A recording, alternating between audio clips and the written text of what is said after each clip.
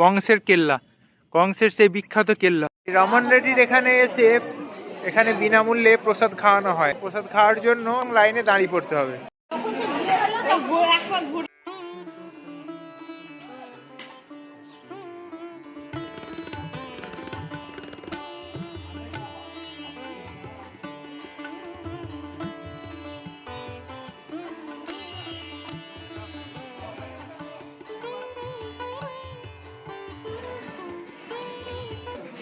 এখন ভোগ প্রসাদ খাচ্ছি, ভাত, ডাল আর সবজির তরকারি। ভোগ প্রসাদের কোনো রিভিউ হয় না, দুর্দান্ত, অসাধারণ। আর রমন রেড্ডিতে এলে অতি অবশ্যই আপনারা এই ভোগ প্রসাদ খাবেন। জয় শ্রী রাধে।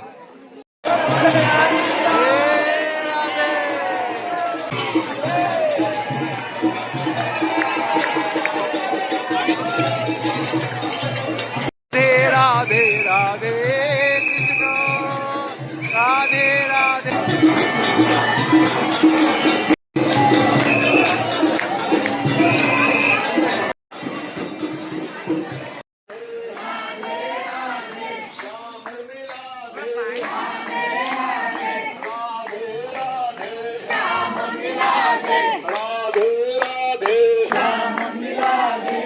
এই যে জায়গাটা দেখতে পাচ্ছেন, এখানে সবাই এসে এই মাটিতে গড়াগড়ি খান। কিসের জন্য গড়াগড়ি খান সেটাও বলে দিচ্ছি। বিশ্বাস করা হয় এই রমন রেতির এই স্থানে ভগবান শ্রীকৃষ্ণ তার বড় ভাই বলরাম দেব এবং সখাদের সাথে ধুলোয় খেলাধুলা করতেন। ভক্তরা মনে করেন এই বালু বা রেণুতে আজও শ্রীকৃষ্ণের পবিত্র স্পর্শ লেগে আসে। আবার ব্রজধামের ধুলোকে বলা হয় ব্রজরজ।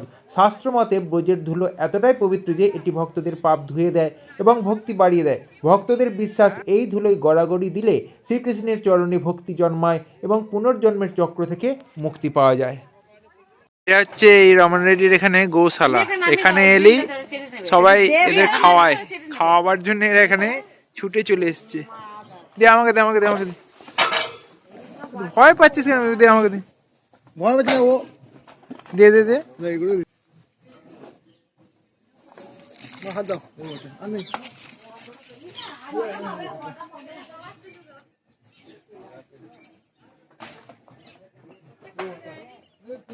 देखो कैसे भाग रहे ये क्या है?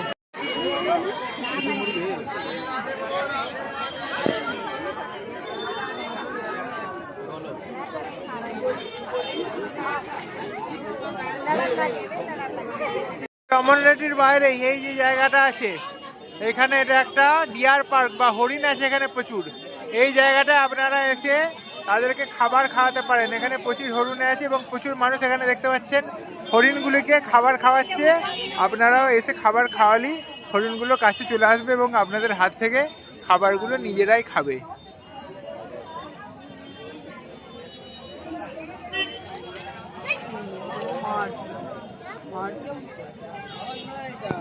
আমার পরবর্তী গন্তব্য ছিল মথুরার ভগবান শ্রীকৃষ্ণের জন্মস্থান।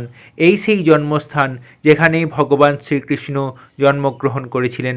কংসের কারাগারে ভগবান শ্রীকৃষ্ণের জন্ম হয়েছিল, তবুও সেটা হচ্ছে যোগেশ্বর শ্রীকৃষ্ণের জন্মস্থান, এক পবিত্র তীর্থস্থল আমাদের কাছে।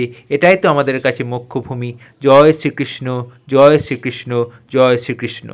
জন্মভূমি দেখে নিলাম। এরপর আমার গন্তব্য হচ্ছে যে রাজা যে কংস ছিল, কৃষ্ণের মামা কংস ছিল, সেই কংসের কেল্লা। এই মন্দিরের সামনে থেকে এখানে কংস কেল্লার সিঁড়ি শুরু হচ্ছে। এই সিঁড়িটা দিয়ে কেল্লার ওপরে উঠতে হবে। আচ্ছা, এটা হচ্ছে কংসের কেল্লা, কংসের সেই বিখ্যাত কেল্লা। এখান থেকেই রাজা কংস তার সমস্ত নগরীর দিকে নজর রাখত।